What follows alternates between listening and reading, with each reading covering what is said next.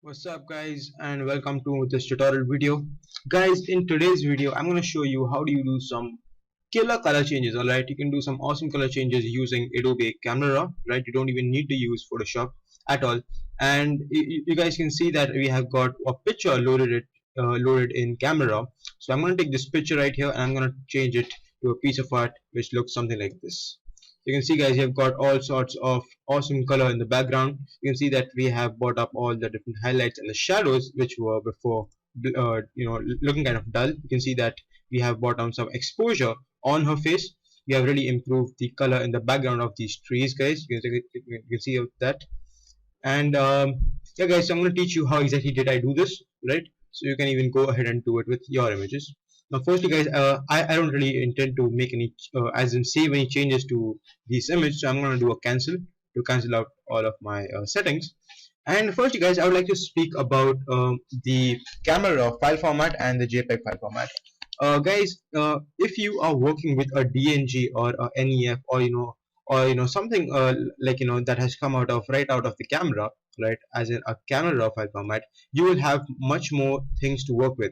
For example guys, if you take a look at this DNG file, if I open it in camera, you can just do a double click on a DNG file if you want to straight away open it in camera, but I'm going to use this icon. And guys, in this white balancer, right, you have lots of options. You can see that we have an auto which does a great job guys of making some color changes, right? We don't even need to play with the settings. You have the daylight option guys. We have all sorts of options guys, but if you take a JPEG image, right, I'm gonna quickly open it in camera now. If you take this JPEG image guys, you'll see that it only has three. It has as shot, auto, and custom. Basically means that we have to customize it ourselves. So as shot, so I always like to, like, whenever I'm working with JPEG in camera, right, I always used to like take this as shot. But whenever I'm working with a DNG file guys, right, I always make sure that I try out those other options, right, because that may really save me a lot of time. So once again guys, let's get back to that image. And frankly guys, I can right now use any kind of image. Just say that I'm using this image. Right. I've got quite some images loaded in this file. And yeah guys, whenever you launch camera, there's always going to be a triangle over here. Just make sure that you wait till the time that thing just goes away. Okay, it's gonna go away real quick, no matter what is the file size. Because right now guys, in this tutorial, actually not in this tutorial, I'm going to show you that in some other tutorial in which I'm working with file sizes like 300 400 megabytes just for image. So no matter how much big the file size is, that triangle goes away real quick, but just make sure that you wait for that triangle to go away. Okay, so let's get to some awesome color changes guys. Now you can see guys that in this video, as in this photo, we have this the slight blue tint on the whole thing, and you can see that there are absolutely no details, or you can see that there are very poor color shot in this door, which is supposed to be the main subject in our image. So actually right now I'm going to do fit and view. Oh yeah guys, the keyboard shortcut of Adobe Photoshop also works. That is Control O if you are in the habits of that. And guys, I'm gonna play with this basics panel a lot. Okay, so really guys, when you are working with any kind of color changes, like if you want to do any color changes, all you have to do is play with this panel right here. All these other panels guys will help you to achieve some other effects. So this is a raw file format guys, an NEF file format. You can see we have lots of other options. So right now if I take auto, you can see that I brought in some color in this dough, or whatever it is. I really cannot understand what that is. And once again guys, none of these images are mine. They are all taken from internet. Supposedly they are already free, and you can see guys that you can really go ahead and play with different things. The most of the options that I really like to use guys is the daylight and the flash. You can take a look at the flash. That really gives it a subtle effect guys, because if I were to go for this tungsten or something like that, it really it is kind of good guys, for coming up with different effects. And it really depends on the situation guys, on which kind of thing you would like to go for. I'm going to go for as shot because you would like to do some images, some changes guys. Firstly guys, we have all these sliders, and viewers, Adobe company has designed this sliders in a very efficient way. Okay, so what I always do is guys, I always go according to the order. I just don't go around making some exposure changes or making some contrast changes or increasing the clarity all the way up or something. Sometimes guys, you may really end up guys with some really nice effects, if you play around with these sliders.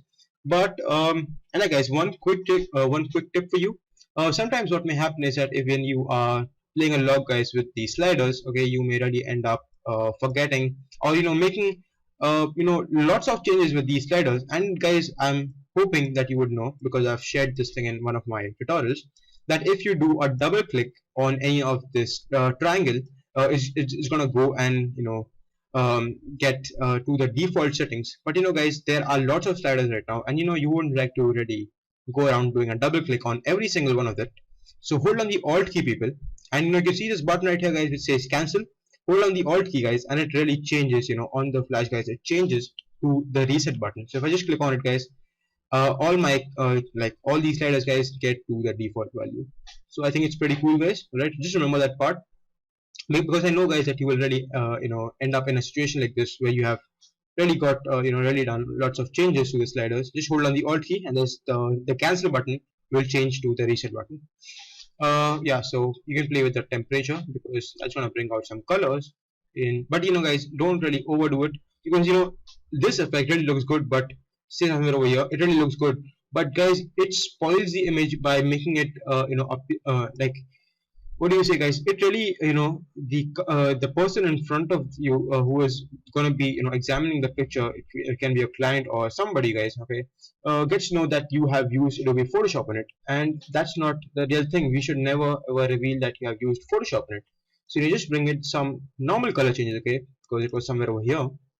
Just take this, that gets rid of the blue tint, and tint, I think the tint is really good. Exposure, guys, I really like to when it comes to exposure, guys, I really use I only increase the value just a little bit, okay, because seriously, when you go over here, this 1.95, and you can really spoil the image. I really like to use some decimal settings. And yeah, guys, if you have some specific values, you can go ahead and type it over here. Like, say if I want to type 50, so you can really see it updates me real quick. And contrast, guys, I would like to take it a little bit down, highlights, and frankly, guys, I really cannot explain you this thing. Yeah, but one tip I would like to give you, when you are doing some color changes, take a look at this histogram right here, right?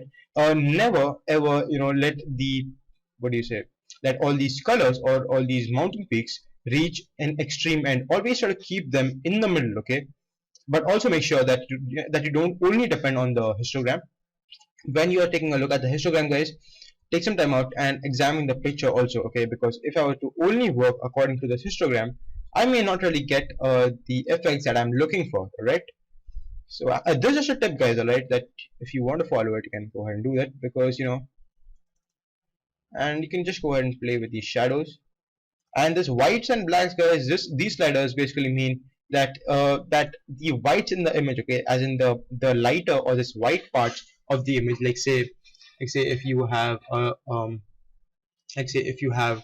a sky in the background, then you can really focus on what slider changes that you're doing in the whites. And you can see, guys, that the histogram is now moving towards the white part, so that's not what we want. And guys, you have this clipping going on, meaning if you click on any of these arrows, you'll see that these are the parts. You can see this. You can see these are the parts that are getting affected right now. I'll just click on it again for making that disappear. And I'm going to do Control O once again. I mean Control 0, not O. And you can just play around with it a little bit more. And guys, this clarity, but this slider, guys, means that if you guys, when you are doing some changes or some color changes to an image, sometimes you may end up creating a noise or that green kind of an effect. Sometimes, guys, it may look good, and guys, that green effect really happens on, like, say, you really need to zoom into the image for looking into it. So now you can see, guys, just like you can see, guys, that we are creating this lights, like that, what do you say? Yeah, I think now you guys can see. Just like, I'm gonna change to this pattern right here, and now, guys, if I take a slider up a little bit, you can see, guys, that there was a slight tint on the entire image, that one faded kind of a tint, guys, on the entire image. And now using the clarity slider, it has gone. The vibrance, guys, just go ahead and play with different kind of sliders, guys. And saturation, guys, this is one thing that beginners do a lot, is to play with the saturation slider. And they really tend to create some weird effect, as in not weird as in not good effects. You should never really exaggerate with the saturation slider. So I'm gonna take it somewhere on this 7.6, and yeah, guys, here you have it. A very we have done some color changes, and you can see that this was a previous image, or this was a before image. Here's the after image. So Camera Raw, guys, does a pretty good job of making color changes to an image, guys, right? But yeah, there's one rule that I would like to tell you about Camera Raw on in Adobe Photoshop. Like, if you guys are wondering, like, if we have Camera Raw, then why do we take images for color correction in Photoshop? The reason being, guys, that sometimes what may happen is that you may want to do color correction on a specific part of an image, and when that kind of a situation arrives, guys, you do not use Camera, because that is the time, guys, when you use Adobe Photoshop. Like, for example, if I open this image in Camera, just wait a sec. Yeah, and guys, if and that triangle, guys, just wait for it to go away. Awesome. And guys, take a look at this image where I'm doing some color changes to it. I'm gonna quickly do it. You can see, guys, that we are losing some details in this sky, or this thing in the background. You can see that there is a horizon, but this was a previous image in which I can actually see the horizon real well. I can see the ocean also, and I'm gonna press Ctrl 0. Yeah. So, guys, when you're doing some color changes, you may actually lose some details, guys, working with Camera. And sometimes, guys, a situation may arrive that you may only want to do some color changes to a specific part of the image. When that kind of thing arrives, guys, you take an image into Adobe Photoshop. But, guys, when you have to do color correction on the whole image, right, at the image as a whole, then that time, guys, use Camera, right? So that was it for today's tutorial, people. Thank you for watching my today's tutorial, and please subscribe, guys. Please subscribe, please like this video, and thank you for clicking on this video, guys. Thank you.